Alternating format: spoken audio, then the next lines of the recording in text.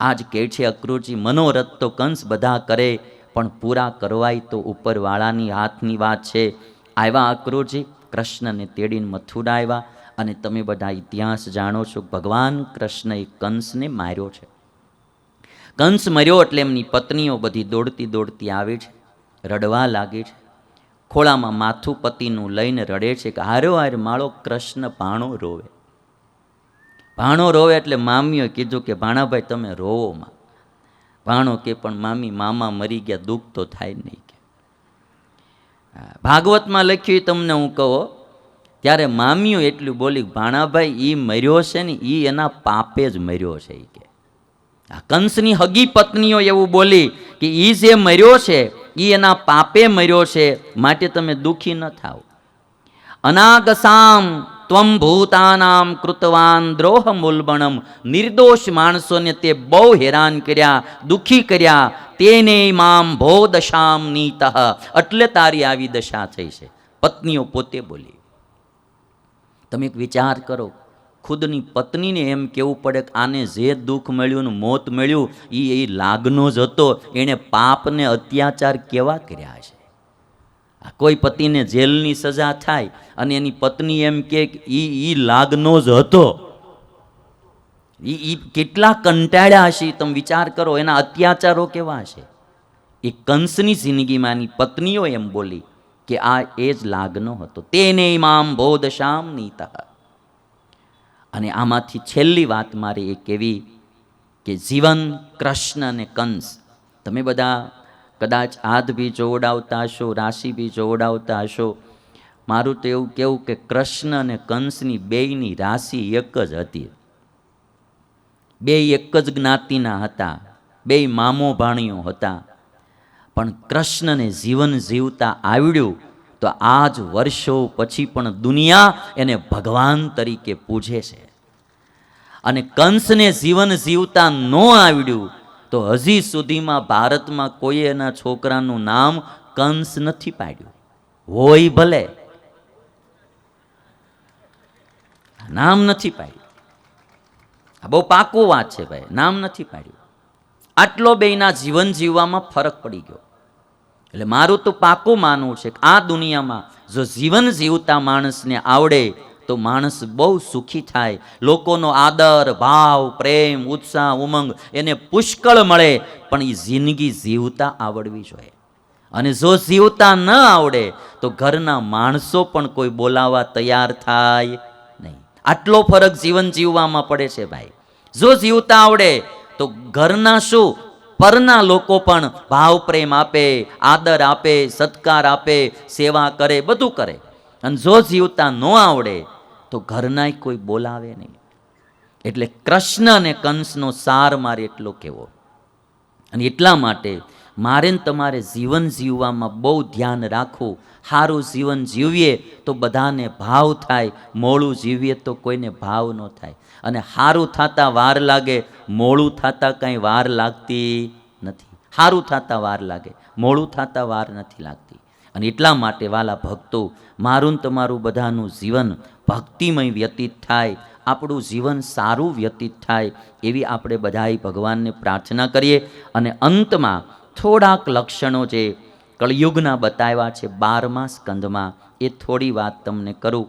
સુખદેવજી મહારાજ કહે છે જ્યારે કળિયુગ આવશે ને એટલે ધનવાન હશે ને એ સદાચારી ગણાશે.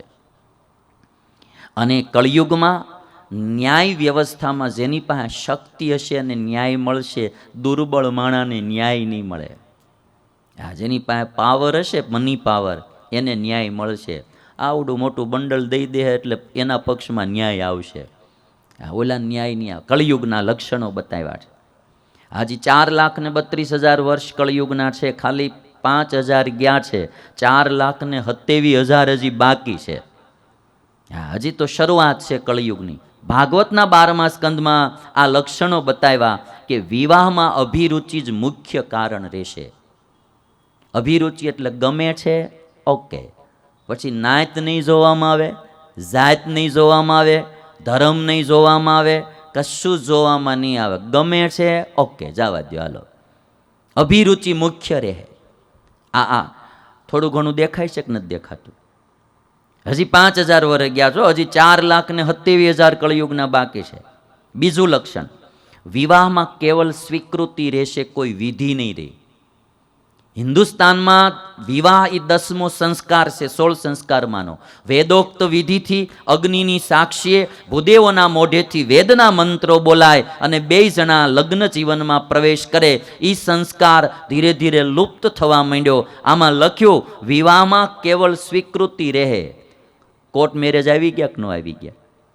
કોઈ પ્રકારની વિધિ જ નહીં. ત્યાં જઈને કે મને આ પસંદ છે, આ કે મને પસંદ, કરી સાઈન, ઉપડો 2 જણા, ખાઓ ને મજા કરો. વિધિ નહીં રહી કોઈ પ્રકારની લગ્નમાં. ક્યાંક ક્યાંક કદાચ વિધિ રહી છે તો એ હાવ વિકૃત કરી નાખી. નહીં ક્યાંય બ્રાહ્મણ હરખો, નહીં અગ્નિ, નહીં કોઈ વેદના મંત્રો, નકરા ડીજે વગાડી નાચું કૂદું, ટીપણું માળા દારૂ પી જાય લગ્નમાં. આ અમુક યુપી બિહારમાં તો જાનિયા આવ્યા હોય, જાન ને વરાજો ને એટલા પી જાય ને ફૂલ થઈ જાય. અમુક કન્યાઓ ના પડ દે માંડવામાં, મારે આવો દારૂ યારે લગ્ન નથી કરવાનું, જાનું પાસી જાય છે. બહુ વિકાસ કર્યો ભારતવાળાએ ભાઈ, વિકાસ તો ધોધમાર કર્યો પીવામાં. એટલે આ બધું બહુ કળિયુગનું લખ્યું છે.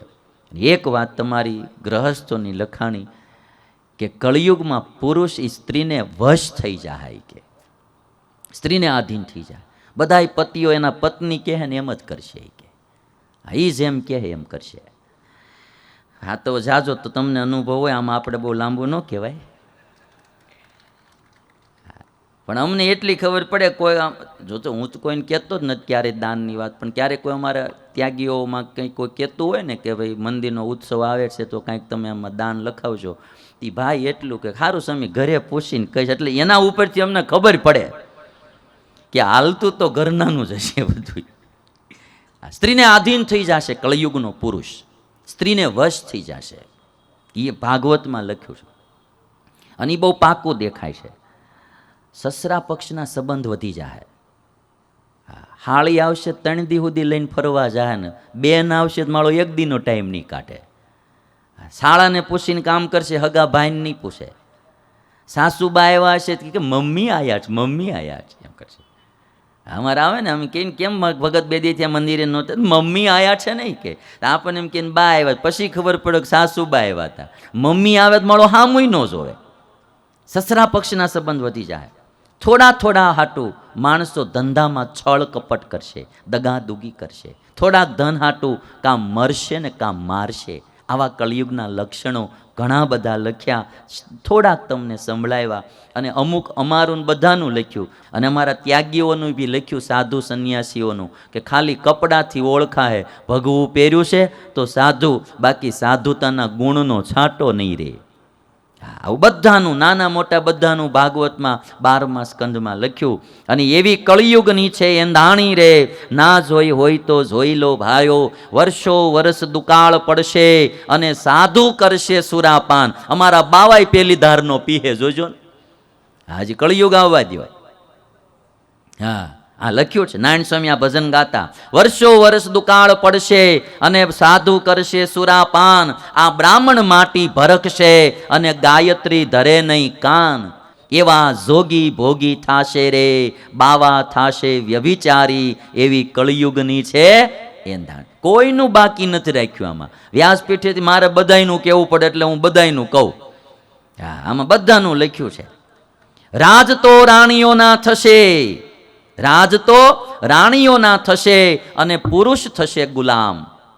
ગરીબની અરજી કોઈ સુણશે નહીં અને સાહેબને કરશે સલામ. એવી બેની રોટી જાશે રે અને સગપણમાં તો હાળી રહેશે. એવી કળિયુગની છે એંધાણી રે.